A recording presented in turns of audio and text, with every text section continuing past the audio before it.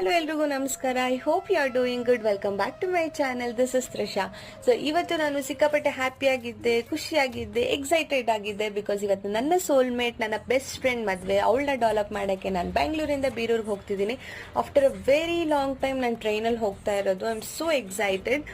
ನಾನಂತರೂ actually ನನಗೆ ಖುಷಿಗೆ ಮಾತೇ ಬರ್ತಾ ಇಲ್ಲ. ಬಿಕಾಸ್ 26 ಇಯರ್ಸಲ್ಲಿ ಅವಳು ಒಂದ್ಸತಿನೂ ಮೇಕಪ್ ಕೂಡ ಮಾಡಿಲ್ಲ. ಅವಳನ್ನ ಫ್ಲಾಲೆಸ್ ಆಗಿ ಮೇಕಪ್ ಮಾಡಿ ಡೆವಲಪ್ ಮಾಡೋದು ನನಗಂದ್ರೂ ಸಿಕ್ಕಾಪಟ್ಟೆ ಖುಷಿಯಲ್ಲಿದ್ದೀನಿ ಆ್ಯಂಡ್ ಎಕ್ಸೈಟೆಡ್ ಆಗಿದ್ದೀನಿ.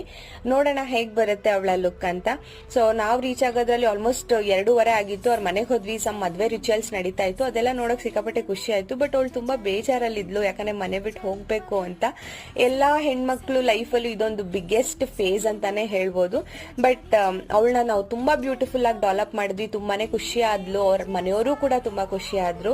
ಹೀಗಾಗಿತ್ತು ನನ್ನ ಬೆಸ್ಟಿ ಮದುವೆ vlog. I hope you like it. Stay tune. Bye.